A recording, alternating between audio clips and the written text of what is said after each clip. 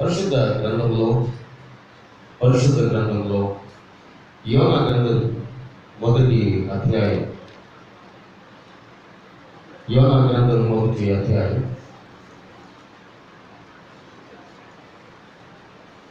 2వ వచనాన్ని మనము చదువుకుందాం. నినివే పట్టణస్థుల దోషము నా దృష్టికి ఘోరమైన కనుక నీవు లేచి నినివే మహాపట్టణమునకు పోయి దాని దుర్గతి కలుగునని ప్రకటింపుము. దేవునికి స్తోత్రం. హల్లెలూయా, హల్లెలూయా, హల్లెలూయా. యోనా గురించి,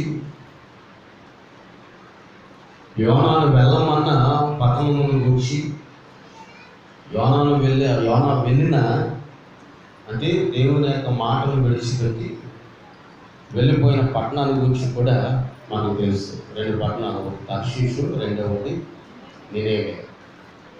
ఈ రోజున దేవుని వాక్యాన్ని మనం ఆలోచన చేద్దాం. దేవుని దృష్టికి, ఎవరి దృష్టికి అంటే దేవుని దృష్టికి నినివే పట్టణస్థుల యొక్క పరిస్థితి, ప్రవర్తన, వారి జీవిత విధానాలు దేవుని దృష్టికి ఏమైపోయిందట? ఘోరమైపోయిందట. నినివే పట్టణస్థులందరూ ఘోరమైనటువంటి పాపములో మునిగిపోయారు. ఘోరమైన పాపములో వారు మునిగిపోయినప్పుడు దేవుని యొక్క స్వరం ప్రవక్త అయినటువంటి యోనాకు వినబడుతుంది. ఏమిటా స్వరం అంటే, యోనా నీవు లేచి నినివే పట్టణమునకు వెళ్ళు. ఆ నినివే పట్టణానికి దుర్గతి కలిగిందని చెప్పి నువ్వు ప్రకటించా. నినివే పట్టణానికి ప్రమాదం అనేది పొంచి ఉందని చెప్పి నువ్వు ప్రకటించా. నినివే పట్టణం మరికొన్ని రోజుల్లో నాశనం అయిపోతుంది అని చెప్పి నువ్వు వారికి ఏం చేయాలి? ప్రకటించాలి. ఈ మాట దేవుడైన యెహోవా యోనాతో చెప్తూ ఉన్నాడు.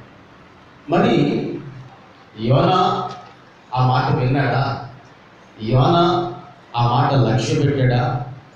యోనా ఆ మాటను ఒప్పుకున్నాడా అని ఆలోచన చేస్తే, చరిత్ర ఆధారాన్ని చేసుకొని చరిత్రపు గ్రంథాల్లో, చరిత్రపు పుస్తకాల్లో జాగ్రత్తగా పరిశీలన చేసి చూస్తే, యోనా తన హృదయంలో, తన మనసులో అనుకున్నట్ట, ఈ నినివే పట్టణానికి లేక ఈ చుట్టూ ఉన్నటువంటి సమీప గ్రామాల్లో, పట్టణాల్లో నాకంటే గొప్ప ప్రవక్త ఎవరు కూడా లేరు, నాకంటే జ్ఞానవంతుడు ఎవరు కూడా లేరు, నాకంటే తెలివైన వాడు ఎవరు కూడా లేరు అని తన మనసులో అనుకున్నాడట.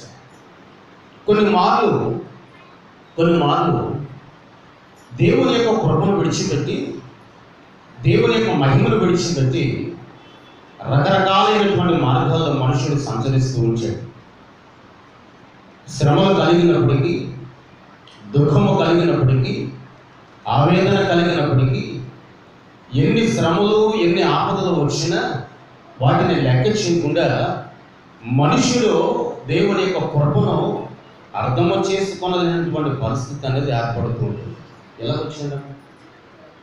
ఇక్కడ తలుపు దగ్గర ఉండిపోతాం విజయండి. ఇక్కడికి వచ్చాను నేను చాలా కాలం ఉంటుంది. లేకపోతే మీరన్నా జరగండి ముందుకి,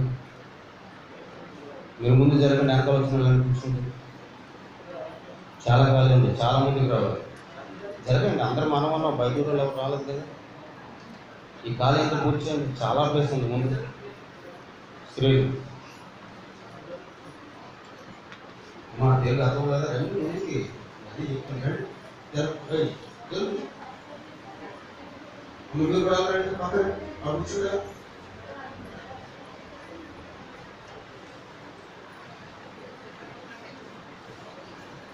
మీకు ముందు వచ్చిన లేకుండా కూర్చుంటాం.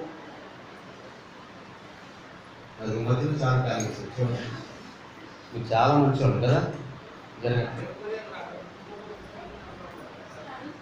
వినాలి. ఒకసారి చెప్పినప్పుడు మనం ఏం చేయాలంటే, అవును కదా.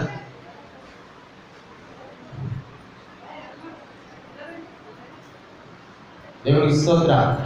హల్లెలూయా. అందరూ దేవునికి స్తుతిందా. దేవునికి స్తోత్ర. హల్లెలూయా. హల్లెలూయా. హల్లెలూయా. మంచిది. యోనా అనుకున్నట్టయితే తన మనసులో నాకంటే శక్తివంతుడు, నాకంటే ఘనవంతుడు, నాకంటే బలవంతుడు, నాకంటే గొప్ప ప్రవక్త ఎవరు కూడా లేరు అనుకుంటారు. ఇది యోనాలో ఉన్న ఆలోచన. కొన్ని మార్లు మనము కూడా దేవుని మాట మనకు ఇష్టం ఉండదు. మంచిగా బ్రతకండి, మంచిగా జీవించండి, యథార్థముగా దేవుని సన్నిధిలో మార్గంలో నడిపించబడండి అంటే కొన్ని మార్లు ఆ మాటలు మనకు ఇష్టం ఉండదు. చూడండి, ఉదాహరణకి పెద్దలైన వారు చిన్నపిల్లలకి చెప్తారు, రే మంచిగా బ్రతకండి, ఆ చెడు మార్గంలో వెళ్ళకండి, ఆ తప్పుడు మార్గంలో వెళ్ళకండి అని అంటే పెద్దల మాట వారికి ఇష్టం ఉంటుందా? ఆ మాటను కొట్టేస్తారు. మీరు చెప్పేదేంటి, మా మార్గంలో మేము నడుస్తాం. ఈ రోజున దేవుని యొక్క మాట అనేది వినకపోవడం వల్ల చాలా నష్టాలు ఉన్నాయి. దేవుని వాక్కును మనం ధిక్కరిస్తే, దేవుని వాక్కును విడిచిపెడితే చాలా నష్టం, చాలా ప్రమాదం. యోనా దేవుని మాట విన్నట్టుగా ఉండి దేవుడు వెళ్ళమని చెప్పినటువంటి మార్గాన్ని విడిచి, త్రోవను విడిచి వేరొక మార్గంలోనికి ప్రయాణిస్తూ ఉన్నాడు. యోనా ఉన్న ప్రాంతం యెరూషలేమునకు సమీపముగా ఉందట. యోనా ఉన్న ఆ ఊరు యెరూషలేమునికి ఎలా ఉందట, సమీపముగా ఉందట. ఇప్పుడు ఆ యెరూషలేము పట్టణం నుండి, సమీపంగా ఉండే ఆ పట్టణం నుండి నినివే పట్టణానికి వెళ్ళాలి యోనా. అక్కడికి నినివే పట్టణానికి దూరం 800 కిలోమీటర్లు వచ్చాయి. ఈ 800 కిలోమీటర్ల యోనా ప్రయాణం చేసి ఆ నినివే పట్టణంలో ఉన్న వారందరినీ కూడా సమకూర్చి వార్త చెప్పాలి. అయ్యా, ఈ పట్టణానికి ఏమి రాబోతుంది, నాశనము రాబోతుంది. ఈ పట్టణస్తుల్లో మీ అందరిలో ఉన్న ఈ క్రియలన్నీ, ఈ మనసులన్నీ దేవుని దృష్టికి ఘోరముగా ఉన్నాయి. మీ ప్రవర్తనేమి కూడా దేవుని దృష్టికి సరైనదిగా లేదండి అని చెప్పి యోనా వెళ్ళి వారికి ప్రకటన చేయాలి. అసలు ఎందుకు నినివే పట్టణాన్ని దేవుడు నాశనం చేస్తానని చెప్పాడు? ఎందుకు నినివే పట్టణం మీదకి ఉగ్రత అనేది వచ్చింది? ఎందుకు నినివే పట్టణం మీదకి ఆ ఉగ్రత రావాల్సినటువంటి పరిస్థితి ఏమిటి అంటే, అసలు నినివే పట్టణం ఎలా ఉంది ఆలోచన చేద్దాం. మనకు అందరికీ తెలిసిన విషయాలు ఏంటంటే, నినివే పట్టణం ఘోరమైన పాపముగా నింపబడిందండి. నిజమే, పాపం అంటే చాలా రకాలు ఉన్నాయి. ఒక మాటలో చెప్పుకోవాలంటే ఆజ్ఞాతిక్రమమే పాపము అని అంటారు. అన్నీ కూడా దేంట్లోకి వస్తున్నాయి, దాంట్లోకి వస్తున్నాయి. దేవుని సన్నిధిలో మనం అడుగుపెట్టి దేవుని వాక్యమును మనం వినకపోయినది పాపమే. దేవుని సన్నిధిలో మనం అడుగుపెట్టి సరిగా దేవుని ఎదుట మనం సాగిల పడలేకపోవడం కూడా అది పాపమే. దేవుని మందిరంలో మనం అడిగి పెట్టినప్పుడు దైవ బోధకు, దేవుని వాక్యములకు మన మనసును అప్పగించకపోతే అది కూడా పాపంతో సమానమే. అసలు యోనా ఆ స్థలమునకు ఎందుకు వెళ్ళమన్నాడు? ఆ నినివే పట్టణములకు ఎందుకు దొరకత కలిగింది? చూడండి, కొన్ని ఆ వచనముల ద్వారా అసలు ఏమి జరిగింది అన్నది మనం ఆలోచన చేద్దాం. నహూము గ్రంథం, పరిశుద్ధ గ్రంథంలో ఆ పరిశుద్ధ గ్రంథాన్ని మనం తీద్దాం. చూడండి, నహూము గ్రంథం 1వ అధ్యాయం 11వ వచనాన్ని మనం చదువుదాం. నినివే యెహోవా మీద దురాలోచన చేసి వ్యర్థమైన వాటిని బోధించేవాడు ఒకడు నీలో నుండి బయలుదేరి ఉన్నాడు. దేవునికి స్తోత్రం. హల్లెలూయా, హల్లెలూయా. నినివే పట్టణస్తులో దేవునికి విరోధంగా ఏం చేస్తున్నారట? దురాలోచనలు చేస్తున్నారట. వ్యతిరేకమైన ఆలోచనలు, వ్యతిరేకమైన తలంపులు, వ్యతిరేకమైన ఉద్దేశాలు. మరలా వారిలో ఎవరున్నాడంటే వ్యర్థమైన దానిని బోధించేవాడు ఉన్నాడట. ఏ పట్టణంలో? నినివే పట్టణంలో ఎవరున్నాడట? వ్యర్థమైన దానిని బోధించేవాడు అక్కడ ఉన్నాడట. నిజమేనండి, మంచిని చెప్పేవారు ఉంటారు, చెడుని చెప్పేవారు కూడా ఉంటారు. మంచి మార్గంలో నడవరా, ఆశీర్వదింపబడతావు అని చెప్పేవారు ఉంటారు. ఈ మార్గంలో నడిస్తే నీ జీవితమే మారిపోతుంది అని చెడు మార్గంలో నడిపించేవారు కూడా భూమి మీద ఉంచారు. అయితే మొదటిగా మనం చూసినప్పుడు నినివే పట్టణానికి ఎందుకు దుర్గత కలిగింది? నినివే పట్టణానికి ఎందుకు ఆపద? నినివే పట్టణానికి ఎందుకు ప్రమాదం అంటే వారు దురాలోచనలు. ఏ ఆలోచనలట? దురాలోచనలు, వ్యతిరేకపరమైన ఆలోచనలు, వ్యతిరేకపరమైన ఉద్దేశ, వ్యతిరేకమైన తలంపులు. దాని ద్వారా వారికి ఏమైనా లాభం వచ్చిందంటే లాభము లేదు. దేవుడు ప్రకటన చేశాడు, ఈ పట్టణంలో ఒక 40 దినములలోగా ఏమి రాబోతుందట? ఉగ్రత, నాశనం. అందులో మరలా ఒకటి ఉండేట, ఏంటంట? వ్యర్థమైన దానినంతా కూడా బోధించేవాడు. కీర్తనకుడైన దావీదు అంటాడు కదా, వ్యర్థమైన దాని యందు నీవు మనసు పెట్టకూడదు. క్రైస్తవులుగా ఉన్న మనం తండ్రి కుమార పరిశుద్ధాత్మ నామములో బాప్తిస్మం పొంది క్రీస్తుని ఎరిగి ఉన్నటువంటి మనం వ్యర్థమైన దాని యందు ఏం పెట్టకూడదట? మన యొక్క మనసు పెట్టకూడదట. వ్యర్థమైనదంటే ఏది? దేవునికి నిషిద్ధమైనవి, దేవునికి విరోధమైనవి, దేవునికి వ్యతిరేకమైనవి అన్నీ కూడా దేవుడితో సమానమట, వ్యర్థమైన దానితో సమానం. ఈ రోజున మనుషుడు పరిశుద్ధతను విడిచిపెడుతున్నాడు, పరిశుద్ధమైన వాటిని విడిచిపెడుతున్నాడు, వ్యర్థమైనటువంటి దానిని ప్రవేశిస్తున్నాడు. ఈ రోజుల్లో ఈ లాక్డౌన్ దినాల్లో నుంచి 3 నెలలు అవుతుంది. దేవునికి భయపడే కంటే ఈ వస్తున్న దానికే, దేనికది? ఏ వైరస్ అది? దానికి భయపడ్డారా? దేవునికి భయపడ్డారా? చెప్పండి, మాట్లాడదా. దేనికి భయపడ్డారంటే దానికి భయపడ్డారా? దేవునికి భయపడ్డారా? వైరస్కే భయపడతారు. అవునా? మనం ఎక్కడికి వెళ్ళినా మాస్క్, ఎక్కడికి వెళ్ళినా ఇదిగో ఏంటది?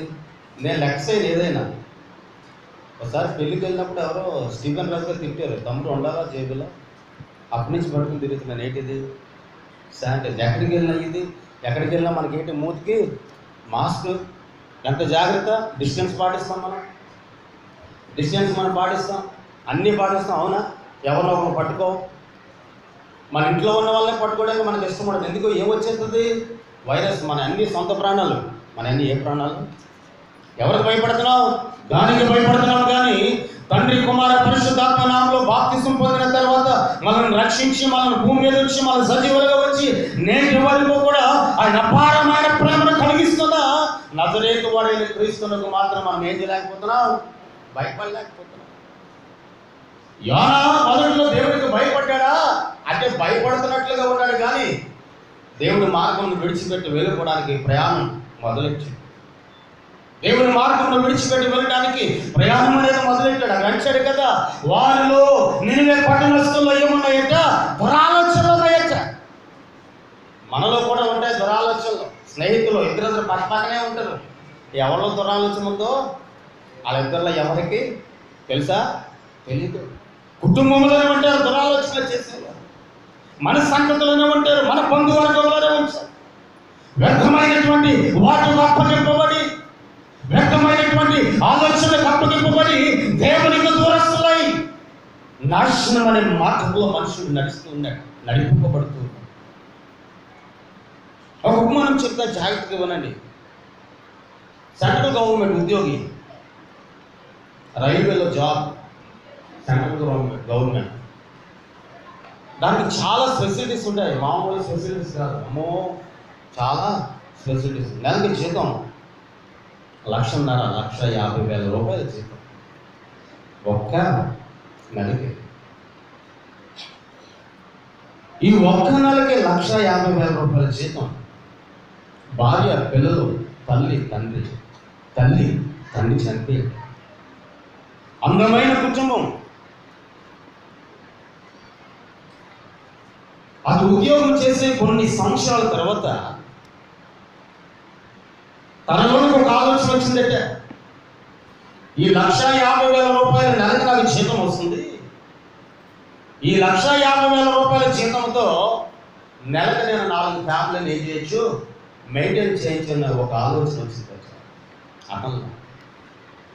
ఎంత దురాలోచన చూడండి. భార్యకు తెలియకుండా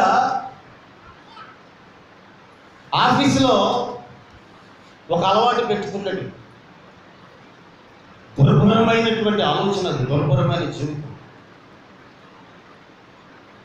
భార్యకు తెలియకుండా వేరొక స్త్రీతో సంబంధం, అక్రమ సంబంధం పెంచుకున్నాడు. అక్రమ సంబంధం పెట్టుకుని తెలుస్తుంది, భార్యకి తెలుస్తుంది. ఒక భార్య భర్త దగ్గరికి వెళ్ళి చెప్పిందట, అయ్యా మనం దేవుని నమ్ముకున్నాం. ఎవరు నమ్ముకున్నాము? దేవుని నమ్ముకున్నాం. దేవుని ఎరిగి ఉన్నాం. విశ్రాంతి దినమున దేవుని సన్నిధికి వెళ్ళి సాగిలు పడుతూ ఉన్నాం. దైవజనుడు అడిగినప్పుడు, అయ్యా నేను దేవునికి లోపడుతున్నాను, దేవుని వాక్యం ద్వారా నడిపించబడుతున్నానని చెప్పి దేవుని యొక్క దైవజనుడి దగ్గర వాగ్దానం చేస్తూ ఉన్నారు. అయినప్పటికీ ఈ అందమైన కుటుంబానికి ఆ పాడు పని తగదండి చెప్పి బ్రతిమలాడి చెప్పిందచ్చా.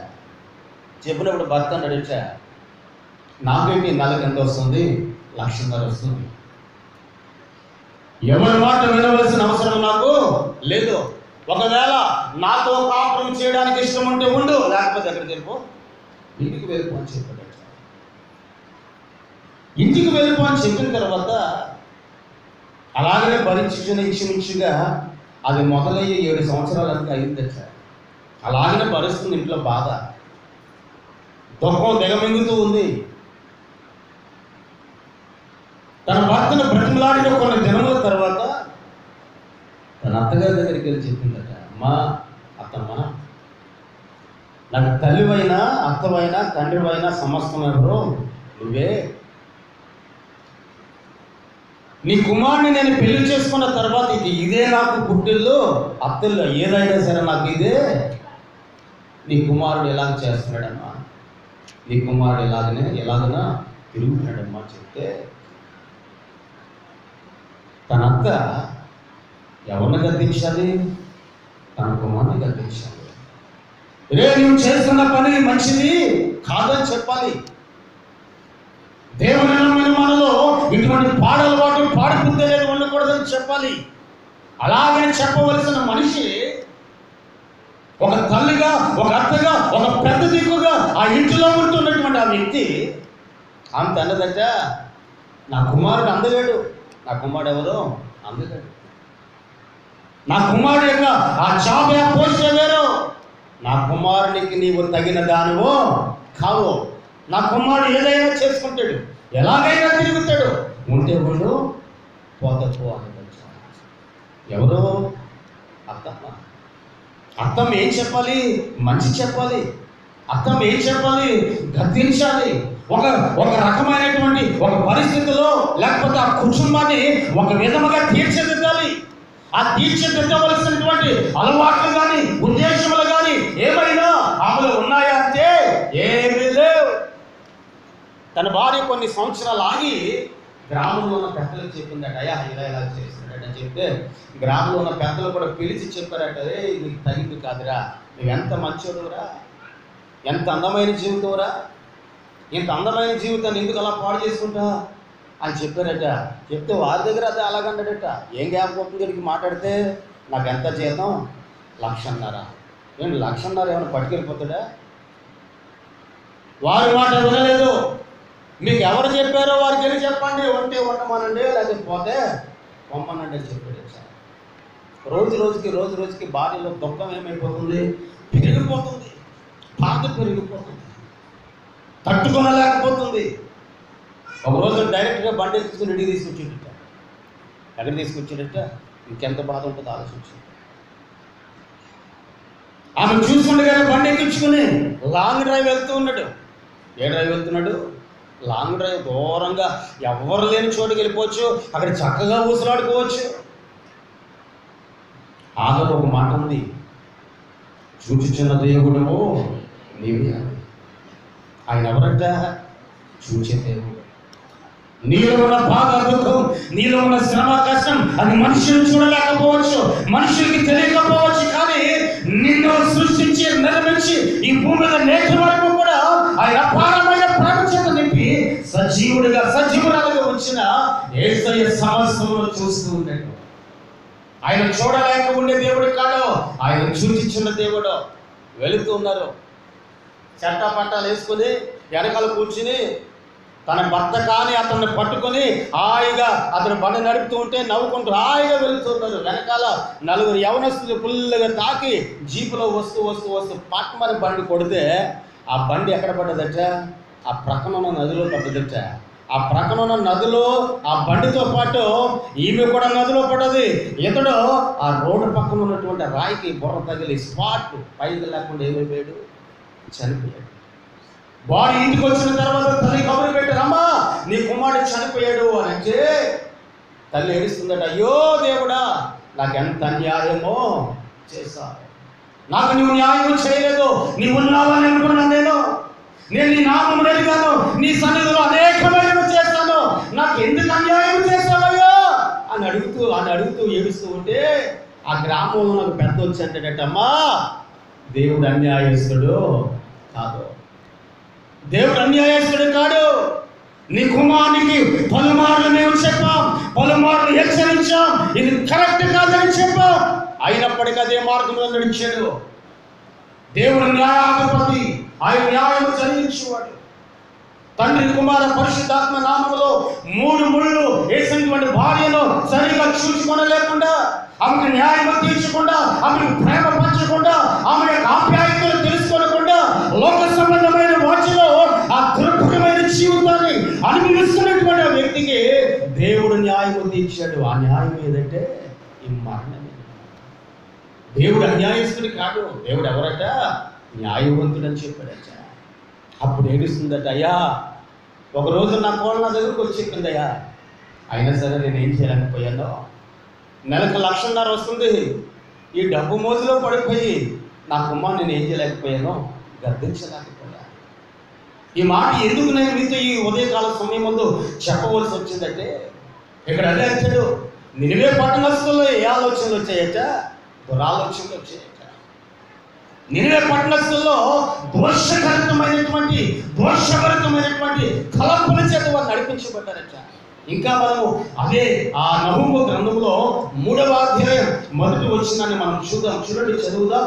నరహత్య చేసిన పట్టణమా నీకు శ్రమ, అది ఎడతెగక ఎడ పట్టుకొని మోసముతోనూ బలత్కారముతోనూ నిండి ఉన్నది. నినివే పట్టణం ఏం చేసిన పట్టణం అట, నరహత్య చేసిన పట్టణం అట, మోసముతో నింపబడిందట, బలత్కారం చేత నింపబడిందట.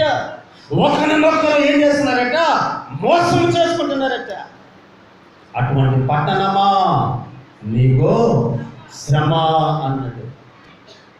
యెషయా గ్రంథకర్త కూడా అంటాడు కదా, దోషరహితమైన జనాంగమా, దుష్ట సంతానమా, చెరుపు చేయి పిల్లలారా మీకు శ్రమ.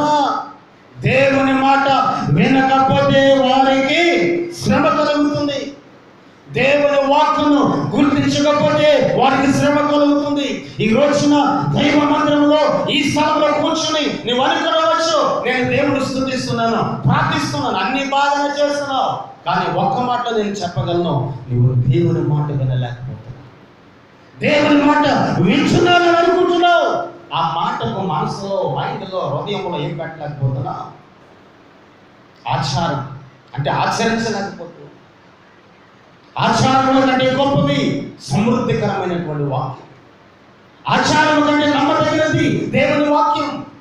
అందుకనే ఆ పట్టణం నరహత్య చేయబడిన పట్టణం అట, ఒకరినొకరు చంపుకుంటూ ఉండే పట్టణం అట, ఒకరినొకరు మోసం చేసుకునే పట్టణం అట, ఒకరికొకరు ఆపదలు శ్రమలు కలిగించుకునే పట్టణం అట. అటువంటి పట్టణమా మీకేంటి శ్రమ అని. అది ఇంకా మనం చూస్తే ఆ 3వ అధ్యాయంలో ఆ 19వ వచనంలో కూడా వచ్చాడు, నీకు తగిలిన దెబ్బ అది చిన్న దెబ్బ కాదమ్మా, అది చెడ్డది, బహు చెడ్డది, పెద్ద దెబ్బ తగిలింది. చూడండి, ఈ భూప్రపంచంలో ఎన్ని భయంకరమైనటువంటి శ్రమల చేత కొట్టబడుతున్నా, నరకబడుతున్నా, కొద్ది మంది మాత్రం వారి మనసు మారడం లేదండి. వలే వారి మనసు, వారి హృదయం ఏమైపోతుందట, కఠినమైపోతుందట. పరో ఆలోచన వలె వారి ఆలోచనలు మారిపోతున్నాయట. ఈ శ్రమలు ఎందుకు వచ్చాయి, ఈ కష్టాలు ఎందుకు వచ్చాయి, ఈ వ్యాధి ఎందుకు వచ్చింది, ఈ భయంకరమైన ఒకటి ఎందుకు వచ్చింది, ఈ భయంకరమైన భయం ఎందుకు వచ్చింది, నేను ఎందుకు నడవలేకపోతున్నాను దేవుడిలో, నేను ఎందుకు దేవుడిలో సరిగా ఉండలేకపోతున్నాను, మనుషులు గ్రహించలేకపోతున్నాడు. నీకు తగిలిన దెబ్బ గొప్పది అని చూడండి. నీకు తగిలిన దెబ్బ చెడ్డది, అది మంచిది కాదు. ఈ రోజున దైవ జనాంగముగా, దేవుని బిడ్డలుగా, దేవుని సన్నిధిలో ఉన్నటువంటి మీతో ఈ ఉదయకాల సమయం ముందు ప్రభువు క్రీస్తు ప్రభువు వారు సెలవిస్తూ ఉన్నాడు. అపాయం రాకముందే, దుర్గత రాకముందే, చింత రాకముందే, శ్రమ అనేది రాకముందే, దుఃఖం అనేది నీ కంటిలో నుండి రాకముందే సృష్టికర్త అయినటువంటి క్రీస్తు ప్రభువు వారిని ఒక్క మాట మనం ఏం చేయాలి? జ్ఞాపకం చేసుకోవాలి. దేవునికి స్తోత్రం. హల్లెలూయా, హల్లెలూయా. ఎవరిని జ్ఞాపకం చేసుకోవాలి? సృష్టికర్త అయిన యేసయ్యని జ్ఞాపకం చేసుకోవాలి. సృష్టాన్ని కాదు పూజించడం, మనుషుని యొక్క మాట కాదు వినడం, మనుషుని యొక్క మాట ప్రకారముగా కాదు నడిపించబడడం. నిన్ను ప్రేమిస్తున్నా, నీకు బలమై ఉన్నా, నీకు ఆశ్రమై ఉన్నా, నీకు సహాయమై ఉన్నటువంటి నజరేతు వాడైనటువంటి క్రీస్తు ప్రభువు వారి జీవిస్తాను. అందుకే యోనాతో అంటాడు కదా, యోనా ఆ పట్టణానికి ఏమొచ్చిందయ్యా? దొరకతి వచ్చింది, వెళ్ళు ఆ పట్టణంతో నీవు చెప్పు అని. ఆ పట్టణంతో నీవు వెళ్ళి చెప్పయ్యా అని అంటే యోనా ఏం చేశాడండి? అక్కడ 3వ వచనంలో చూడండి, చదువుదాం. యోనా గ్రంథం 1వ అధ్యాయం 3వ వచనాన్ని మనం చదువుదాం. అయితే యెహోవా సన్నిధి నుండి తర్షీషు పట్టణమునకు పారిపోవాలని యోనా యొక్కకు పోయి తర్షీషునకు పోవు ఒక వాడను చూచి ప్రయాణమునకు కేవి ఇచ్చి యెహోవా సన్నిధిలో నిలవక వాడవారితో కూడి తర్షీషునకు పోవుటకు వాడ ఎక్కాను. దేవునికి స్తోత్రం. హల్లెలూయా, హల్లెలూయా. ఎక్కడి నుంచి పోతున్నాడంట? దేవుని సన్నిధిలో నిలవలేక ఎక్కడికి? నినివే పట్టణానికి. అంతేనా? తర్షీషు పట్టణానికి పోవాలని, పారిపోవాలని ఆలోచన కలిగి ఉన్నదట. ఎవరండి? యోనా. యెరూషలేము ప్రాంతానికి తర్షీషు పట్టణం 2500 కిలోమీటర్ల దూరం ఉంటుంది. నినివే పట్టణం యెరూషలేము ప్రాంతానికి 800 కిలోమీటర్లు, అంటే చాలా తక్కువ. ఇతడు పోయే పట్టణం, ఇతడు పారిపోయే పట్టణం అది చాలా దూరం. ఎంత దూరం అంటే 2500 కిలోమీటర్ల దూరం అంట. ఎక్కడి నుంచి? తర్షీషు పట్టణమునకు పోవాలని, పారిపోవాలని యోనా ఎక్కపోయి తర్షీషునకు పోవాడ ఎక్కి కేవి ఇచ్చి యెహోవా సన్నిధిలో నిలవక. వాక్యంలో కూడా అంటాడు కదా, దుష్టుల ఆలోచన చెప్పిన నడవక, పాపుల మార్గమున నిలవక అన్నాడు. ఇక్కడ ఏమంటాడు యోనా? యెహోవా సన్నిధిలో నిలవక అంటే ఇష్టం ఉందా లేదా? అక్కడే ఇష్టం ఉంది. ఎక్కడ ఇష్టం? దుష్టులతో సాంగత్యం, పాపంతో సాంగత్యం, వ్యభిచారంతో సాంగత్యం, తాగుడుతో సాంగత్యం, చెడు సంబంధమైన మాటలతో సాంగత్యం, చెడు సంబంధమైన అలవాట్లతో సాంగత్యం, చెడు సంబంధమైన ఆటలతో సాంగత్యం, ఇలా రకరకాలైన వాటితోనే ఏమున్నదట? ఇష్టం ఉందట. మరి ఈ రోజున క్రైస్తవుడు, దేవుని మందిరానికి వచ్చిన క్రైస్తవుడు జాగ్రత్తగా ఆలోచించండి.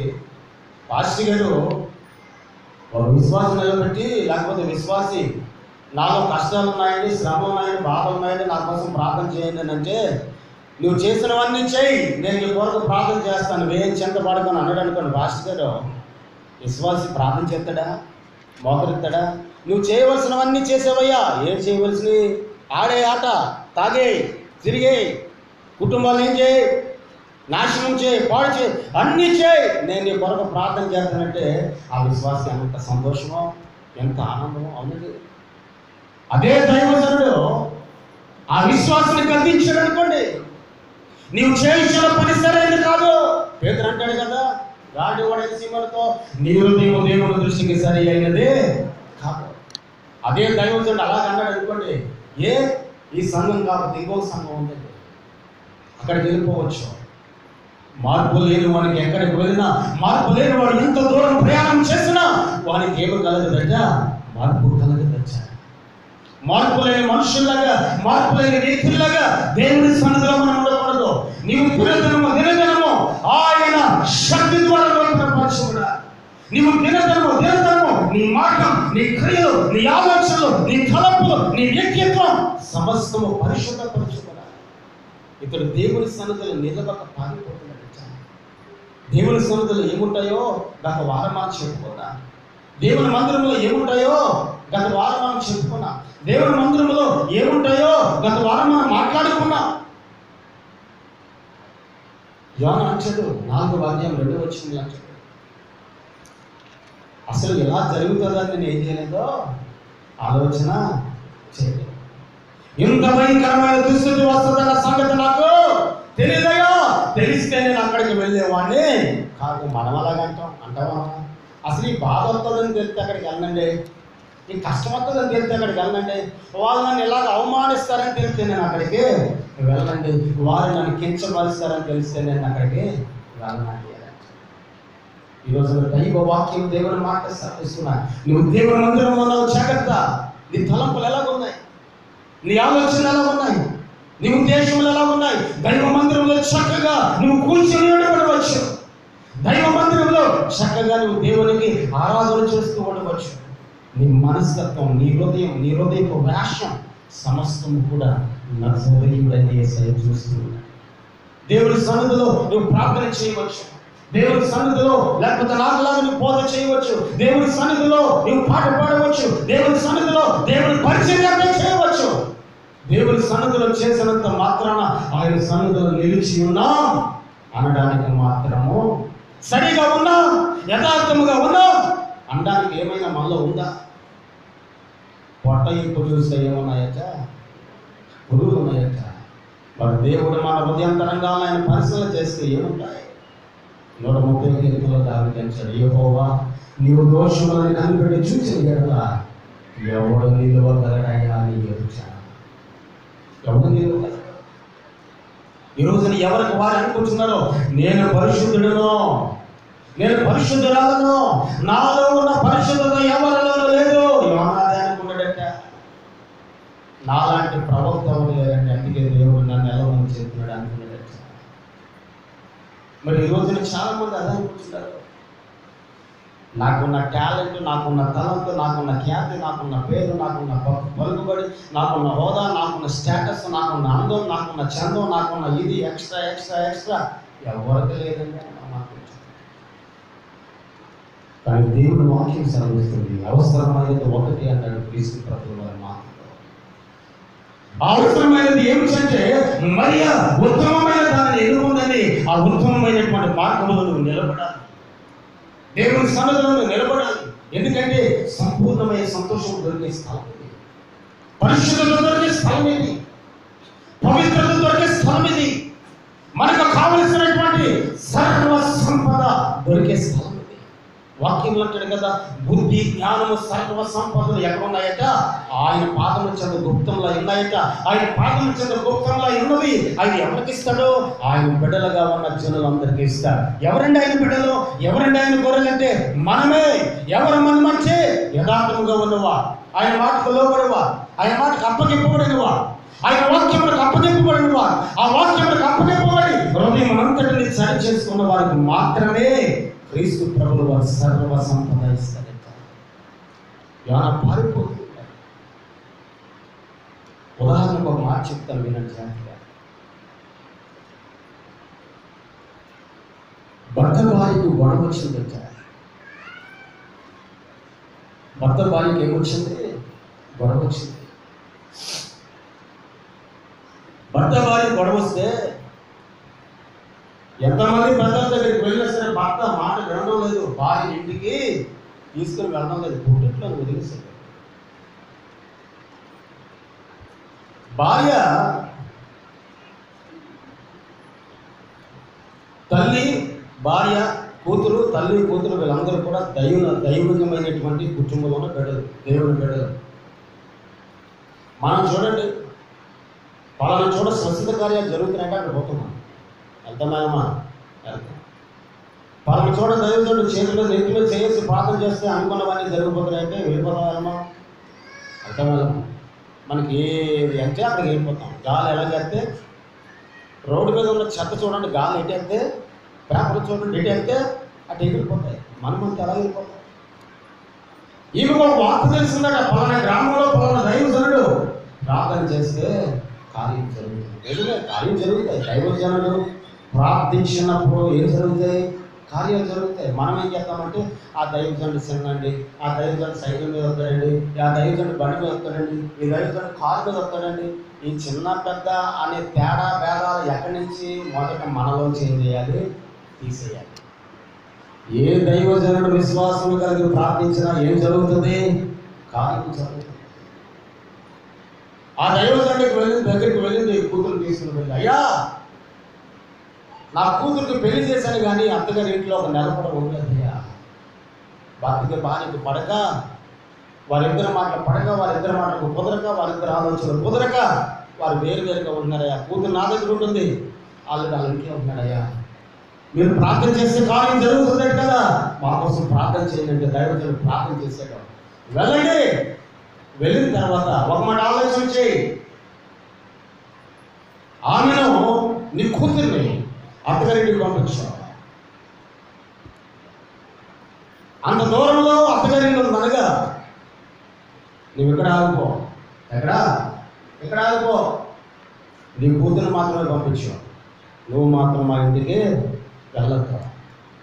నీవు వెళ్ళడం వల్లే నీ కూతురు వాళ్ళు ఎలా ఉన్నారో దూరంగా ఉన్నారు. అంటే నీ మాటలు సరిగా లేవమ్మా. నువ్వు వెళ్ళకో, నువ్వు ఎక్కడ ఉంటావు. నేను వెళ్తే నిన్ను కొడతాడండి మా ఎవరు అన్నదచ్చా. ఎవరు వెళ్తే నిన్ను కొడుతున్నాడు అంటే నీ ఆలోచన కానీ, నీ మాట కానీ, నీ తలంపు కానీ, నీ ప్రవర్తన కానీ వాళ్ళకి ఏమవడం లేదో నచ్చడం లేదు. నువ్వు వెళ్ళకో, నువ్వు వినడానికో. నీ కూతురు పంపించు. వెళ్ళరు. కూతురు పంపించిందట. పైనుండి దిగుతున్నాడు తన భర్త. ఆఫీస్కి వెళ్ళడానికి బ్యాగ్ పట్టుకుని దిగుతున్నాడు. ఇంతలో ఎప్పుడైతే తన భర్తను తన భార్యను చూచాడో పైనుంచి దిగుతూ చిన్న చిరునవ్వు నవ్వాడట. ఏ నవ్వు నవ్వాడట? వెనకాల ఏమి లేదు, తోక లేదు. ఉందా వెనకాల తోక? వెనకాల తోక ఇక్కడ ఆగిపోయింది. మొండు మాత్రం ఈవిడ మాత్రం వెళ్ళింది. చిరునవ్వు నవ్వాడట. చిరునవ్వు నవ్వి ఆఫీసుకు ఫోన్ చేసి, ఈరోజు నాకు సెలవు కావాలండి. ఇద్దరు బండికి ఎక్కడికి వెళ్ళిపోయారు? షికారికి వెళ్ళిపోయారు. అంటే ఈవిడ ఉంటే అక్కడ ఏం జరగడం లేదు, ఇద్దరి మధ్యలో సంబంధము లేదు. ఎందుకు చెప్తున్నాడంటే జాగ్రత్తగా వినండి, చివరికి మీకు అర్థమవుతుంది. చక్కగా సంసారం అంతా కూడా, కుటుంబం అంతా కూడా చక్కగా జరుగుతుంది. కొన్ని నెలల తర్వాత తల్లి మళ్ళీ అదే దైవజనుడి దగ్గరికి వచ్చాయా, మంచి వార్త అండి, నా కుమార్తె గర్భవతండి, నా కుమార్తె కోసం ప్రార్థించాను. దైవజనుడు ప్రార్థన చేశానంటే మంచి మగ్గుడు పుడతాడా, మంచి పుట్టించాను. దైవజనుడు చెప్పినట్లుగానే ఏం పుట్టాడట? మగదుడు పుట్టినచ్చా. మగదుడు పుట్టాడు. Normal delivery. 9వ రోజున ఏం చేస్తారు? నీళ్ళేసేస్తారు. నీళ్ళేసేసిన తర్వాత రోజు 10వ రోజు బిడ్డ అనుకుంటా. ఒడిలో ఏదో ఉంటుంది కదా, ఏంటది అదే మెత్తగా ఉంటుంది కదా, ఏస్తారు కదా, ఏదో ఉంటుంది అది. అది వేసి ఒళ్ళు వేసుకుని వెనకాల ఇద్దరిని ఎంట పెట్టుకుని బయలుదేరిందట. ఎవరో ఈ అవసరం.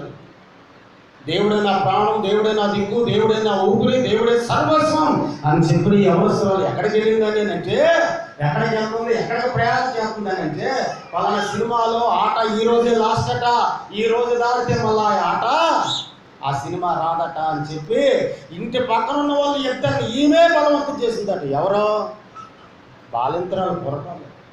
ఈమె బలవంతం చేసిందట. బలవంతం చేసమ్మా ఈరోజు రాత్రి దాడితే రేపు ఏమైపోతుంది, బొమ్మ మారిపోద్దామా అని చెప్పి బలవంతం చేస్తే, ఏటమ్మా ఎలా ఉన్నావు, చూసిన వాళ్ళు నేను ఎవరన్నా చూస్తే నీ కూడా వస్తున్నందుకు మమ్మల్ని పెడతారమ్మా అని చెప్పినా సరే వెళ్ళదట. బలవంతం చేసింది. ముగ్గురు బయలుదేరారు. మార్కెట్కి కొంచెం అంత దూరంలో సినిమా హాల్ ఉంది. మార్కెట్లోకి వెళ్ళినట్టే ఏ దైవజనుడు అయితే ఈ నిమిత్తం ప్రార్థన చేశాడో అదే దైవజనుడు సైకిల్ మీద కనపడ్డాడట. ఏంటమ్మా ఎక్కడికి వెళ్తున్నావు అండి, ఎక్కడికి వెళ్తున్నావు అంటే, లేదయ్యా ఇక్కడే చిన్న పనులు వెళ్తున్నాం అని చెప్పి అంటూ ఏమనుకుంటున్నాయట. ఎవరితో మాట్లాడితే మనకి ఏమనుగుతాయి? డాక్టర్ దగ్గరికి వెళ్ళండి, మాట వస్తుందా మనకి? ఎమ్మెల్యే గారు వస్తే మాట వస్తుందా మనకి? వీళ్ళందరూ ఎందుకంటే పోలీసుడు మన ఇంటికి వస్తే మాట వస్తుందా? అన్నీ ఒకసారి ఏకమైపోతాయి. చేతిలోనికి వెళ్తుందా దైవజనుడికి అర్థమైపోయింది, మాటలు తడబడి అర్థమైపోయింది. ఎక్కడికి వెళ్తున్నావు అని గట్టిగా అడిగితే, అయ్యా ఈ రోజే లాస్ట్ అయ్యా ఆట, వెళ్తున్నావు అయ్యా చూడటానికి. దైవజనుడు చెప్పాడచ్చా, మొదట్లో మీరు వచ్చిన మీకోసం ప్రార్థన చేశాను, దేవుడు మీ జీవితంలో ఎన్నో కార్యాలు చేశాడు. మీరు దేవుని సన్నిధి నుండి ఈ రీతిగా పారిపోవడం వెళ్ళడం ఇది దేవునికి మీకును సరి అయింది కాదు, వెళ్ళిపోండి అని చెప్తే సరే అయ్యా వెళ్ళిపోతామయ్యా అని చెప్పేసి సాగు దూరం వచ్చేసి మళ్ళా మనసుకి మళ్ళీ ఎక్కడికి వచ్చారట, మళ్ళీ ఎక్కడికి వచ్చారు, మళ్ళా సినిమా దగ్గరికి వచ్చారట. బయట గేట్లు లోపల నుంచి బయటకు వెళ్ళే లోపల గేటు తగిలే ఆ చేతిలో ఉన్న బిడ్డ అంత దూరంలో పడ్డట, ఇప్పుడు బాహంలో పడ్డదట. బిడ్డను తీసి చూసేసరికి బిడ్డ ఏమైపోయాడు, చనిపోయాడు. ప్రాణం లేదు, ఊపిరి లేదు, అయ్యో అని ఏడుస్తున్నటువంటి ఆ బిడ్డ ఆ ఇద్దరు తీసి ఆమె చేతికి ఇచ్చారమ్మా నీ కుమారుడు చనిపోయాడు, నీ ఇంటికి వెళ్ళిపో, లాస్ట్ ఆడు కదా మేము చూసి వచ్చేస్తామమ్మా అని చెప్పేసి వీళ్ళిద్దరు అక్కడికి వెళ్ళారట. ఎంత ఘోరం చూడండి. మనం చక్కగా ఆనందించడానికి చక్కగా నవ్వుకోవడానికి ఎంత చక్కగా ఉంటుంది, కానీ ఎంత దుర్భరమైన జీవితం చూడండి. మనిషి ప్రాణము పోయినా బిడ్డ ప్రాణము పోయినా వారి ఆశ మాత్రం చచ్చిపోలేదట, వారి ఉద్దేశము మాత్రం చచ్చిపోలేదట. పారిపోతూ ఉన్నారు. దేనికోసం పారిపోతున్నారు వాళ్ళు? దేని కోసం పరిగెడుతున్నారు వాళ్ళు? పాపం కోసం పరిగెడుతున్నారు వాళ్ళు, దుర్నీతి కోసం పరిగెడుతున్నారు వాళ్ళు, అపాయం కోసం పరిగెడుతున్నారు వాళ్ళు, అపాయం కొని తెచ్చుకుందాం అని వెళ్తున్నారు వాళ్ళు. అపాయం వచ్చింది, వెళ్ళారు, ఆ బిడ్డని చేతికి ఇచ్చేసారు, ఇంటికి వచ్చేసింది. తన అన్నయ్య ఇంట్లో పడుకుంటే ఎలకత్తలో పడుకుంటే తన అన్నయ్య మీద వేసిందట. అరే అన్నయ్య మీ మేనల్ని పోయాడ్రా అని ఏడుతూ ఉంటాడు, ఏదో కళ అనుకుంటాడు. తులుక్కుబడి లేచి ఆ మూలన సీమరగాడ తీసి శుభ్రంగా మర్దన చేసాడు నా చెల్లికి. నేను చెప్పాను కదా, దైవికమైన దైనందిన కుటుంబంలో ఒక చేడప్పుడు పురుగుల దయాలయం అని చెప్పి ఎంతగానో చింతించాడట, ఎంతగానో దుఃఖించాడట. మరి ఈ రోజున దేవుని మందిరంలో ఉన్న నీవు యోన వలె లోక సంబంధమైన దుర్భరమైన జీవితం కోసం నువ్వు పరుగులెడుతున్నావేమో, పాపులాడుతున్నావేమో. వారు వెళ్ళారో ఆనందం ఉందా, సంతోషం ఉందా? ఏం కొని తెచ్చుకుంటారు? ఈ రోజున దేవుని సన్నిధిలో నీవు ఉన్నావనంటే, దేవుని మందిరంలో నీవు ఉన్నావంటే, దేవుని సన్నిధిలో ఆయనతో నువ్వు సహవాసం చేస్తున్నావనంటే ఆయన కృప నీతో ఉంది, ఆయన మహిమ నీతో ఉంది, ఆయన సన్నిధి కాంతి నీతో ఉంది. 139వ కీర్తనలో 7వ వచనం నుండి 12వ వచనం వరకు మనం చదివితే అక్కడ కొన్ని మాటలు రాయబడి ఉన్నాయి. అక్కడ అంటాడు, నీవు ఎక్కడ ఉన్నా సరే ఆయన ఆత్మ నీతో ఉండాలి. నీవు ఎక్కడ కూర్చున్నా ఆయన నీతోనే ఉన్నాడు, నీవు ఎక్కడ సాగిపడినా ఆయన నీతోనే ఉన్నాడు, నీవు ఎక్కడ మోకరిల్లినా ఆయన నీతోనే ఉన్నాడు. జాగ్రత్త. నువ్వేదైనా ఒక ప్రయాణంలో ఉన్నప్పుడు, ఏదైనా ఒక పారిపడలో ఉన్నప్పుడు, ఏదైనా ఒక లోక సంబంధమైన దాని నిమిత్తం నువ్వు పరిగెడుతున్నప్పుడు దేవుడు చూడలేదు కదా, ఎవరు చూడలేదు కదా అని నీవు అనుకుని వచ్చావు.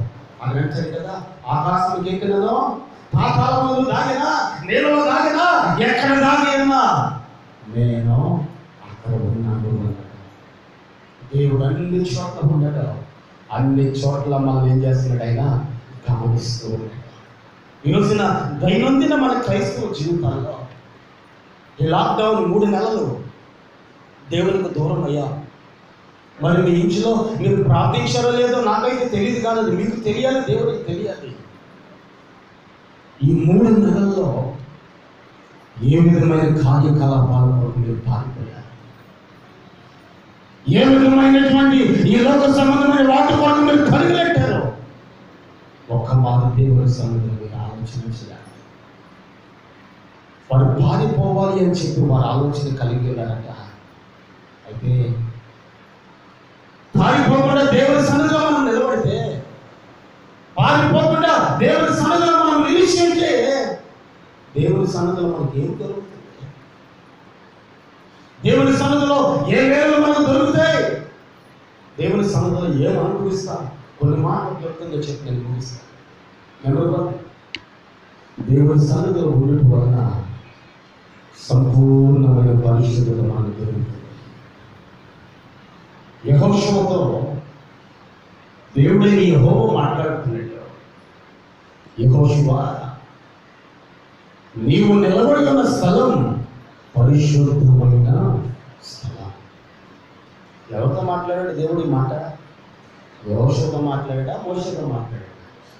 ఇప్పుడు తెలిసిపోతుంది. చెప్పండి, దేవుని వాక్యం ఎంత బాగా చదువుతున్నారు, ఎంత చక్కగా వింటారన్నది తెలిసిపోతుంది. దేవుడి మాట మోషేతో మాట్లాడా, యెహోషువతో మాట్లాడా? చెప్పండి. ఇద్దరితో మాట్లాడాడా? ఇద్దరితో మాట్లాడాడా? ఇద్దరితో మాట్లాడాడు. నిర్గమకాండం యెహోషువ రాసిన గ్రంథం 5వ అధ్యాయం 15వ వచనంలో ఉంటుంది. యెహోషువా, నీవు నిలబడి ఉన్న స్థలం ఏ స్థలం అంటే అది పరిశుద్ధమైన స్థలం. అది ఏమి దొరుకుతుందట? ఆ స్థలంలో పరిశుద్ధత దొరుకుతుందట. పరిశుద్ధత నీలో ఉంటే సర్వ సమృద్ధి లేని వానికి వేస్తాం. పరిశుద్ధత నీలో ఉంటే నీకు లోటేమీ కొద్దివేమీ లేదు. కొత్త నిబంధన గ్రంథంలో అంటాడు, దేవుడు నా పక్షమున ఉండగా నాకు విరోధి ఎవరో? దేవుడు ఎవరండి? దేవుడు ఎవరు? ఆయన పరిశుద్ధుడు. యెషయా గ్రంథం 6వ అధ్యాయంలో అంటాడు కదా, దూతలు ఏం చేస్తున్నాయట? గాన ప్రతిగానాలు చేస్తున్నాయట. ఏమని గాన ప్రతిగానాలు చేస్తున్నాయి? పరిశుద్ధుడు, పరిశుద్ధుడు, పరిశుద్ధుడు, పరిశుద్ధుడు అని దేవుణ్ణి స్తుతిస్తూ ఉన్నాయట. ఆయన ఎవరో? పరిశుద్ధుడు. రోమపత్రికలు అంటాడు, దేవుడు మన పక్షమున ఉండగా మనకు విరోధి. నీవు దేవుని మందిరంలో ఉన్నప్పుడు, దేవుని మందిరంలో నిలిచినప్పుడు, అనగా దేవుని మాట విన్నప్పుడు, దేవుని వాక్యం విన్నప్పుడు, ఈ వాక్యం వింటే నా హృదయం బలపరచబడుతుంది. ఈ వాక్యం వింటే నాలో నా చెడు దూరం పోతుంది. ఈ వాక్యం వింటే నాలో నా పరిశుద్ధత దూరంగా పోతుంది. ఈ వాక్కు నాలో నుంచే, ఈ వాక్కు నేను వింటే, ఈ వాక్కు ప్రకారంగా నేను నడిపించబడితే నాలో ఉన్న అంధకారం దూరంగా పోతుంది అని నీవు అనుకుని ఆ వాక్కులకు సమీపముగా ఉన్నప్పుడు ఆయన నీతో ఉంటాడు. నీతో ఉన్నవాడు ఎవరంటే పరిశుద్ధుడు. నీతో ఉన్నవాడు ఏ లోపము లేనివాడు. నీలో నాలో ఎన్నో పాపాలు ఉన్నాయి. నీ పక్క వాళ్ళకి తెలియని పాపాలు ఎన్నో ఉన్నాయి. మనలో ఉన్నాయా లేదా? చెప్పండి, ఉన్నాయా లేవా? మాట్లాడండి, ఉన్నాయా లేదా? ఉన్నాయా? పొద్దున్న లేచి కప్పట్టుకొచ్చి పొద్దున్న దేనికొస్తామంటే పంచదారకో టీ పొడి కొడతాం. పొద్దున్నే ఉంటే 10 దాటిన తర్వాత వస్తే ఏ ఉప్పుకో పప్పుకో ఎస్ అంతేనా? కరెక్టే కదా? వస్తాం ఎక్కడికి? ఒక కప్పు పప్పు ఇచ్చినంత మాత్రాన, కప్పు పంచదార ఇచ్చినంత మాత్రాన, ఒక 100 రూపాయలు కొడితే తీసుకెళ్ళి మన పప్పులో కొన్నంత మాత్రాన మన స్నేహితుడు వాళ్ళ పరిశుద్ధులు అయిపోతారా? వాళ్ళ పరిశుద్ధులు అనుకోవడం ఏమైనా నిజమేనా? కాదు. లోకంలో పరిశుద్ధుడు అనుకోబడిన వాడు ఎవడనో లేడు. రోమపత్రికలు అంటాడు, నీతిమంతుడు ఒకడునో లేడు. మరొక మాటలో మరొక అధ్యాయంలో రోమపత్రికలు అంటాడు, ఏ భేదము లేకుండా అందరూ పాపము చేసి దేవుని మహిమను పొందలేకపోతున్నాడు. ఎక్కడ కూడా అంటాడు, యెహోషువా, నీవు నిలబడిన స్థలం పరిశుద్ధమైన స్థలం. నీ చెప్పులు విడిచిపెట్టు అంటే అపవిత్రతను విడిచిపెట్టు, అంటే నీలో ఉన్న లోపములను విడిచిపెట్టు, అంటే నీకు దేవునికి అడ్డుగా ఉన్న ఆ పాపమును తొలగించడు. నీవు దానిని తొలగించుకున్నప్పుడే పరిశుద్ధుడైన దేవుడు నీతో వచ్చాడు. నువ్వు దేవుని మందిరంలో ఉండటం వల్ల, యోగంలో పారిపోకుండా నువ్వు నిలబడటం వలన నీలోని పరిశుద్ధత వస్తుంది. యోగంలో చిందులు వేయకుండా, గొంతులు వేయకుండా, దుష్టులున్న చోటికి, పాపలున్న చోటికి, అపహాస్యులున్న చోటికి, అపవిత్రులున్న చోటికి, చీకలున్న చోటికి, అంధకారం ఉన్న చోటికి నీవు వెళ్ళక, చిందులు వేయక, గొంతులు వేయక, నువ్వు స్థిరుడిగా దేవుని వాక్యం ఎదుట నిలబడి ఉండగలిగితే నీలో పరిశుద్ధత ఉంటుంది. మనలో ఎన్నో పాపాలు ఉన్నాయి, ఆయనలో ఏ పాపం లేదు. ఆయన పరిశుద్ధుడు. యేసయ్య ఎవరంటే పరిశుద్ధుడు. ఏ పాపము ఎరగని పుణ్యమూర్తి పరిశుద్ధుడైన ఆ పరిశుద్ధుడు నీతో ఉన్నాడు, నీలో ఉన్నాడు, నిన్ను నడిపిస్తున్నాడు, నీ కుటుంబంతో ఉన్నాడు, నీ కుటుంబంలో ఉన్నాడు. నీపై ఆయన మహిమను నేటికని ఈ సమయం ఎప్పటికైనా ఆయన ఏం చేస్తున్నాడు? కనుపరుస్తూ ఉన్నాడు. లోకంలో ఎన్ని రకాలుగా మనం చిందులు వేసినా ఆయన అపారమైన ప్రేమ నిన్ను, నీ కుటుంబాన్ని, నీ బిడ్డలను, నీ భార్యను, నీ భర్తను, నీ వ్యాపారమును, నీ చేతి పనిని ఆయనే విడిచిపెట్టలేదు. జాగ్రత్తగా నివాళించు. జాగ్రత్తగా మీరు విన్న మాటలు చాలా బాగా చెప్పారండి, బాగా చెప్పలేదండి, మార్కులు వేసిపోతే నీ జీవితానికి దేవుడు వేస్తాడు మార్కులో. ఈరోజు నీ ఉదయకాల సమయం ఉంది అంటే కదా, దేవుని మందిరంలో ఉండడం వల్ల మనకి ఏం జరుగుతుంది అంటే పరిశుద్ధత. పరిశుద్ధత కలిగిన వాడు అడిగి పెట్టిన స్థలం ఆశీర్వదించబడుతుంది. పరిశుద్ధత ఉన్నవాడు అడిగి పెట్టబడిన స్థలం నిత్యము దీవించబడుతుంది. పరిశుద్ధత కలిగిన వాడు అడిగి పెట్టబడిన స్థలం నిత్య సమాధానంగా మార్చబడుతుంది. పరిశుద్ధత కలిగిన వాడు అడిగి పెట్టబడిన ప్రతి కుటుంబంలో ఉన్న చీకటిలన్నీ కూడా ఘోరంగా పారిపోతాయండి. పరిశుద్ధత లేని వాడు ఎక్కడ అడిగి పెట్టినా పరిశుద్ధత లేని వాడు ఎక్కడ అడిగి పెట్టినా వానికి బాధే. అందుకని వచ్చిన మొదటిగా దేవుని సన్నిధిలో నిలబడితే నీకేం దొరుకుతుందట? పరిశుద్ధత దొరుకుతుంది. రెండవది, దేవుని మందిరం దేని చేత నింపబడింది. దేవుని మందిరంలో నిలిచితే నీకేం దొరుకుతుంది? దేవుని మందిరంలో నిలబడితే ఏం అనుభవిస్తావు? చూడండి, హగ్గయి గ్రంథం 2వ అధ్యాయం 7వ వచనాన్ని మనం చదువుకుందా. హగ్గయి గ్రంథం 2వ అధ్యాయం 7వ వచనాన్ని మనం చదువుదా. 7వ వచనాన్ని మనం చదువుదా. అక్కడ ఏమంటున్నాడు? 7వ వచనంలో, నేను అన్య జనులందరినీ కదిలింపగా అన్య జనులందరి యొక్క ఇష్ట వస్తువులు తేబడను, నేను ఈ మందిరమును మహిమతో నింపెదను. దేవునికి స్తోత్రం. దేవుని మందిరంలో నీవు నిలిచి ఉండటం వలన, దేవుని మందిరంలో నీవు సాగిపడటం వల్ల ఏం పొందుకుంటామట? దేవుని మహిమ పొందుకుంటాం. ఆయన మందిరం దేవుని చేత నింపబడింది అంటే దేవుని మహిమ చేత నింపబడింది. దేవుని మహిమ ఎక్కడైతే ఉంటుందో అక్కడ ఆయన వెలుగు సంచారం చేస్తుందట. దేవుని మహిమ ఎక్కడైతే నిలిచి ఉంటుందో అక్కడ ఆయన కార్యములు సంచారం చేస్తాయట.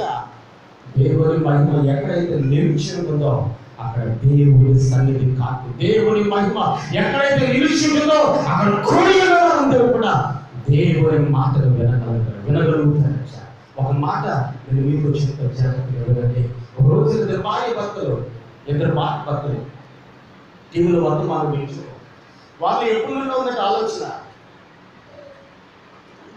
వాళ్ళు ఎప్పటి నుంచో ఉంది ఆలోచన. పక్కింటి ఆమెను ఏం చేయాలి?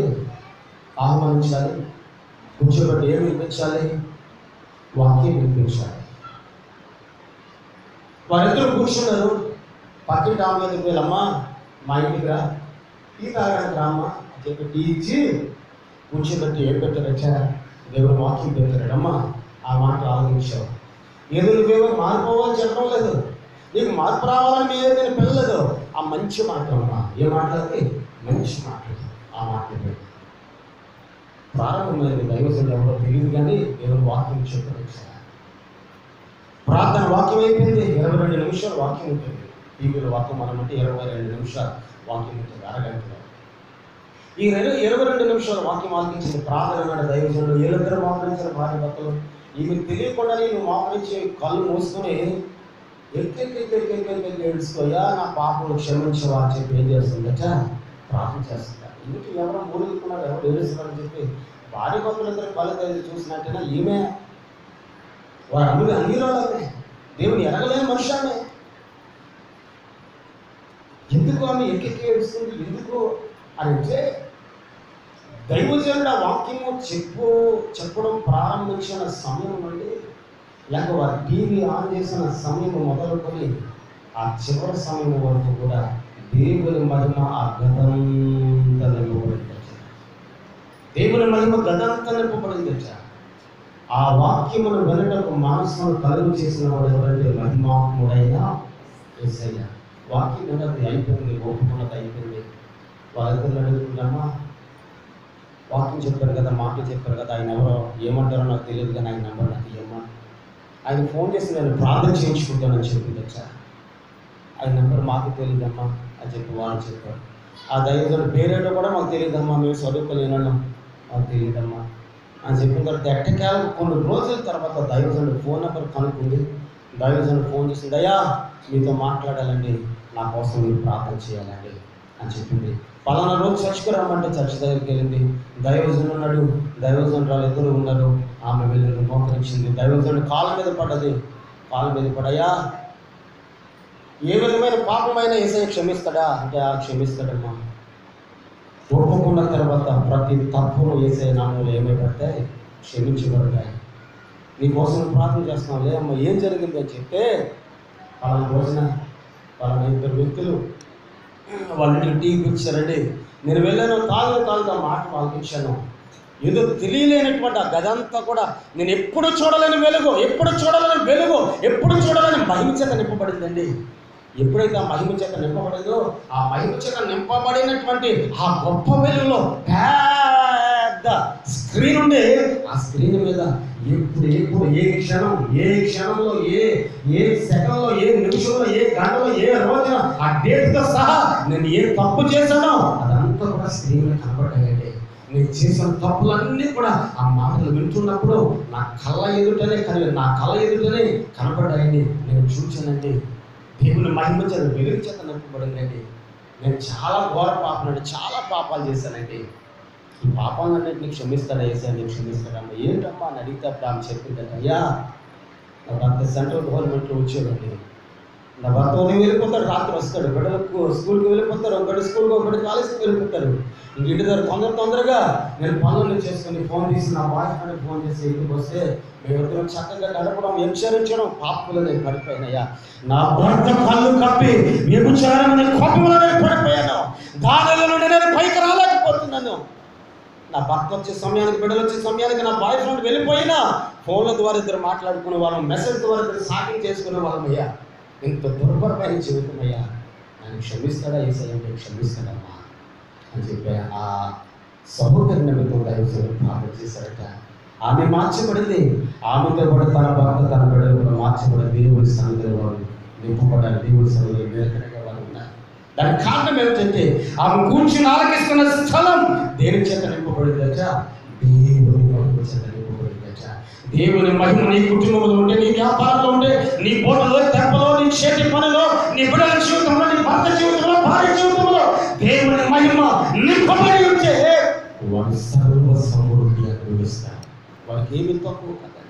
చివరగా ఒక మాట, దేవుని సన్నిధిలో మనం నిలిచి ఉండడం వలన ఏ కార్యాలు జరుగుతాయంటే ఆశ్చర్యమైన కార్యాలు జరుగుతాయి, ఆశీర్వాదకరమైనటువంటి కార్యాలు. చూడండి, సమూయేలు రాసిన మొదటి గ్రంథం ఈ చివరి వచనాన్ని మనం చదువుకొని మన ప్రార్థనలు కదా.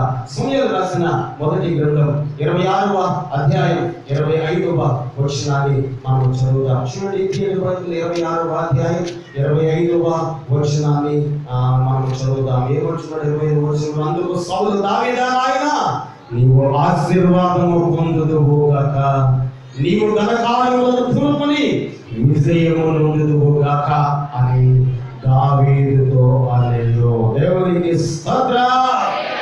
దేవుని సన్నిధిలో యోనావాలే మనం పారిపోకుండా దేవుని సన్నిధిలో నిలుచుంటే దేవుని సన్నిధిలో ఏముంటుందట? ఆశీర్వాదం. దేవుని సన్నిధిలో నిలబడి ఉండటం వలన మనకి ఏమి దొరుకుతుందటంటే విజయం. ఏం జరుగుతుందట? విజయం. అక్కడ కొరింథీ రాసిన పత్రికలో విజయోత్సవంతో నేను ఏం చేస్తున్నాను? ఊరేగిస్తూ ఉన్నాను. ఎవరైనా విజయోత్సవంతో ఆయన ఊరేగిస్తాడు, పరిశుద్ధితో ఏకమై ఉన్నావా, మహిమతో ఏకమై ఉన్నావా, ఆశీర్వాదంతో ఏకమై ఉన్నారని విజయోత్సవంతో ఆయన ఊరేగించడం సిద్ధంగా ఉన్నాడు. చివరికి ఆ మొదటి అధ్యాయంలో యోనా గ్రంథంలో మనం చూస్తే యోనా గురించి మనకు తెలుసు. వెళ్ళాడు, టికెట్ తీసుకున్నాడు, లోపల పోయాడు, కూర్చున్నాడు, పడుకున్నాడు. వాడ నాయకుడు వచ్చాడు, లేపాడు. ఏమన్నాడు? ఓ ప్రవక్త అని పిలిచాడా? ఎవరు పిలిచాడు? నిద్రపోతా అని పిలిచాడు. ఓయి నిద్రపోతా. మరి మనం ఎలా ఉన్నాం? చాలామంది ఎట్లాగండి, నిద్రపోతులు, తిండిపోతులు, తాగుపోతులు, కబుర్లు చెప్పుకొని ఇలా రకరకాలు చూస్తుంటే చాలామంది ఉన్నారు. అందులో ఒక రకం ఎవరట? ఓయి నిద్రపోతా లేచాడు. ఒకవేళ అంతకుముందు వాళ్ళు సీట్లు వేసుకుంటే ఎవరి పేరు వచ్చింది? అది యానా పేరు మీద వచ్చింది. ప్రతిదీ ఎవరిని ఎత్తి చూపిస్తుంది? యానాని ఎత్తి చూపిస్తుంది. అంటే యానా వాడలో లోకం ఉండడనా? కాదండి. యానా దేవుని మాటకి ఏమవ్వలేదట? విలువనివ్వలేదు. యానా దగ్గరికి వెళ్ళి లేపినప్పుడు మొట్టమొదటి యానా చెప్పాడు, నేను ఎప్పుడైనా నేను దేవుని బిడ్డను, దేవుని రాజ్యాన్ని స్వతంత్రించుకున్న వాడిని, దేవుని నుంచి అభిషేకింపబడిన వ్యక్తిని. ఆ మార్గం, ఆ ప్రాంతంలోకి వెళ్ళక నాకు ఇష్టం లేక నేను ఈ మార్గంలో వెళ్ళిపోతున్నాయ్యా. నన్ను ఎత్తి ఎక్కడ పడేయాలి? సముద్రంలో పడేయండి. 3వ అధ్యాయానికి వచ్చేసరికి ఆ కంచెలు ఆ చేప తిమ్మిని తీసుకుని వెళ్ళి 3 దినముల ప్రయాణం చేసి వెళ్ళింది, కక్కింది. అక్కడ నుంచి మళ్ళీ యాన 3 దినముల ప్రయాణం చేసి ఎక్కడికి వెళ్ళాడట? నినివే పట్టణంలోనికి వెళ్ళాడు. 3వ అధ్యాయం అంటాడు, సామాన్యులేమి పశువులేమి, సామాన్యులేమి సామంతులేమి, ధనికులేమి దరిద్రులేమి, అందరూ కూడా నా మాట వినాలంటే విన్నారు. రాజుతో సహా మాట విన్నాడు. గోడు పెట్ట కట్టుకున్నాడు, గోడు తల మీద వేసుకున్నాడు. మోకరిళ్ళతో ప్రార్థన చేయడం మొదలు పెట్టారు. వారి మోకరిళ్ళమే కాదు, అక్కడ అన్నాడు మరొక మాట, పశువులు కానీ భూమి మీద ఆ నినివే పట్టణంలో ఉన్న ప్రతి జీవి కూడా ఆహారం తినకుండా నీరు తాగకుండా మోకరిల్లు దేవుడికి ఏం చేశాడు? అయ్యా ఈ ఘోరమైన ఒకరున్నాడు, నీవు మమ్మల్ని ఏం చేయాలి తప్పించాలి. ప్రార్థన చేశారు. 4వ అధ్యాయంలో దేవుడు తప్పించాడు. 4:2 ధ్యానించాడు. ఎంత జరుగుతుందని నేను అనుకోలేదయ్యా చెప్పి తన పుట్టిక దినము నిమిత్తం ఏం చేస్తున్నాడు? యోనా శపించుకుంటూ ఉన్నాడు. అయ్యో నేను పుట్టకపోయినా ఎంతో బాగున్నావు, నేను ఆ రోజు నా వాళ్ళు చచ్చిపోయినా ఎంతో బాగున్నావు. నిజమే, ఈ రోజున నీవు ఈ భూమి మీద నేటికి సజీవులుగా ఉన్నావంటే అది దేవుడి యొక్క మహాకృప. ఆ మహాకృప లేకపోతే ఈ రోజున ఈ రీతిగా మనం ఉండేవాళ్ళం కాదు. యోనా వలె మార్పు నొందిన యోనా వలె మనం ఉండాలి. మార్పు నొందిన యోనా వలె దేవుని సన్నిధిలో పరిశుద్ధత కలిగి ఉండాలి, మహిమతో నింపబడాలి. ఆయన ఆశీర్వాదకరమైనటువంటి మార్గంలో మనం నడిపించబడాలి. ఈ ఆశీర్వాదకరమైనటువంటి ఈ వాగ్దానాలన్నీ కూడా మన జీవితంలో నింపబడను కాక. మోకరిల్లండి, మనం ప్రార్థన చేసుకుందాం. కొన్ని నిమిషాలు మన 2 చేతుల్లో వైపు చాపి దేవుని వైపు చాపి దేవుని సన్నిధిలో ప్రార్థన చేసుకుందా. దేవుని సన్నిధిలో ప్రార్థన చేసుకుందా. ఏసయ్యా అడుగుదాం, ఏసయ్యా మాతో మాట్లాడు ప్రభువా, ఏసయ్యా మమ్మల్ని దర్శించయ్యా, ఏసయ్యా సమస్తమును వెలుగయ్యగా వాడవయ్యా, ఏసయ్యా సమస్తము నీకు ఏసయ్యా, నీవు చూచుచున్న దేవుడవయ్యా. అయ్యా నా కూర్చుని ఎలా ఉందో, నేను ఏ రీతిగా ఉన్నాను, నేను ఏ రీతిగా ఉన్నాను, నేను ఏ రీతిగా బ్రతుకుతున్నాను, నా క్రియలు ఎట్లా ఉన్నాయో, నా క్రియలు ఎట్లా ఉన్నాయో సమస్తము నీకు తెలుసయ్యా, నీకు తెలుసయ్యా. మాతో మాట్లాడు ప్రభువా, మాట్లాడు ప్రభువా, మాట్లాడు ప్రభువా, మాట్లాడేసయ్యా. నీవు మాట్లాడితే శక్తి అయ్యా, నీవు మాట్లాడితే శక్తి అయ్యా, నీవు మాట్లాడితే పరిపూర్ణతయ్యా, నీవు మాట్లాడితే ఆనందయ్యా, నీవు మాట్లాడితే ఆనందమయ్యా, నువ్వు మాట్లాడితే క్షేమము ప్రభువా, నువ్వు మాట్లాడు ప్రభు, నువ్వు మాట్లాడు ప్రభు. ఘోరమైన పడి పాపములను విడిపించయ్యా, ఘోరమైన ఉపద్రవములను విడిపించయ్యా, ఘోరమైన దుస్థితులను విడిపించయ్యా, ఘోరమైన అపవిత్రతలను విడిపించయ్యా. అమ్మయ్యా బలాత్కారం చేత నింపబడింది, మోసము చేత నింపబడింది, అపవిత్రత చేత నింపబడింది. అయ్యో అయ్యో నాలో ఎన్నో అపరాధములు, ఎన్నో పాపములు నేను కలిగి ఉన్నాను ప్రభువా. అయ్యా నీ స్తోత్రమయ్యా. అందరూ 2 చేతులు వేసలు చాపండి. 2 నిమిషాలు అందరూ తెలిసి అందరూ కలిగి తెలిసి ఏసయ్య సన్నిధిలో వారిని అడుగుతా. నా జీవితం ఎలా ఉందయ్యా, నా బ్రతుకు ఎలా ఉందయ్యా, నా ఆలోచన ఎలా ఉందయ్యా, నా ప్రవర్తన ఎలా ఉందయ్యా, నా ప్రవర్తన ఎలా ఉందయ్యా. నాకు మాట్లాడేసి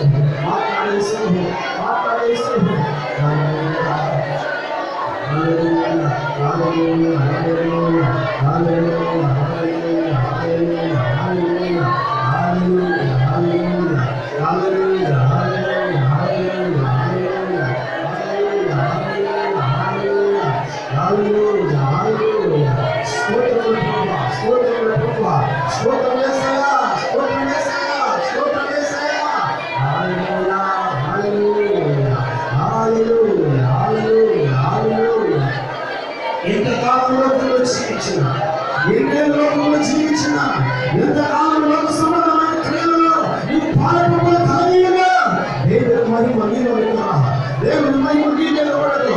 విడిచిపెట్టు వాటిని, విడిచిపెట్టు వాటిని, విడిచిపెట్టు సంబంధమైన దారులను విడిచిపెట్టు, సంబంధమైన మార్గములను విడిచిపెట్టు, సంబంధమైన త్రోవలను విడిచిపెట్టు.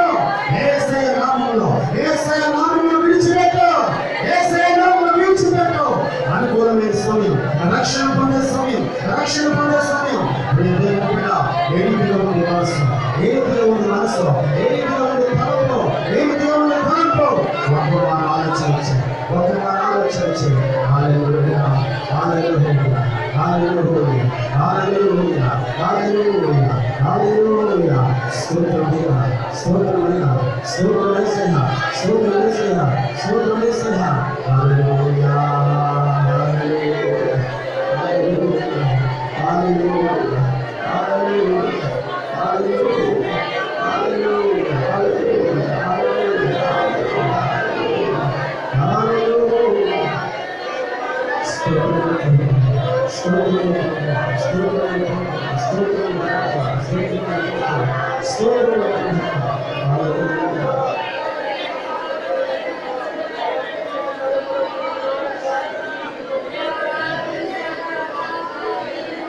ఎన్నాళ్ళు నీవు జీవించిన గాని ఏముంది లోకంలో,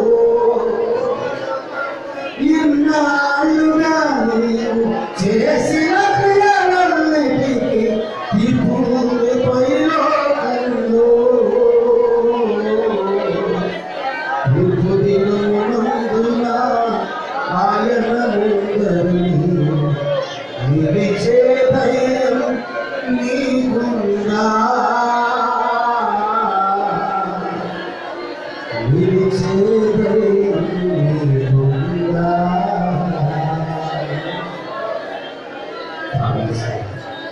ప్రియపరులకు తండ్రి స్తోత్రాలు చేస్తున్నా, పరిశుద్ధాత్మ పరిపూర్ణాన్ని ఇస్తున్నా.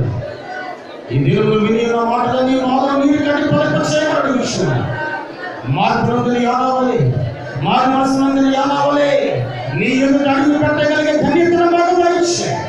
లోకంలో లోక ప్రక్రియలను పరిపూర్తిగా విడిచిపెట్టగలిగే ఘనతను మాకు దయచే. విన్న ప్రతి మాట మాలో సమృద్ధిగా నీరు కట్టి ఫలింపచేయమని అడుగుతున్నా. విన్న ప్రతి మాటను బట్టి నడిపింపబడగలిగే ఘనతను మాకు దయచే. నీ కృపను మీరు తోడుగా వచ్చని మన నీ చిత్తమని బట్టి నీ సన్నిధిలో ప్రార్థించగలిగే ఘనత దయచిన మహిమ ఘనత మీరే పొందుతున్నారు. యేసయ్య నామమున అడుగుచున్నాము తండ్రి, ఆమేన్.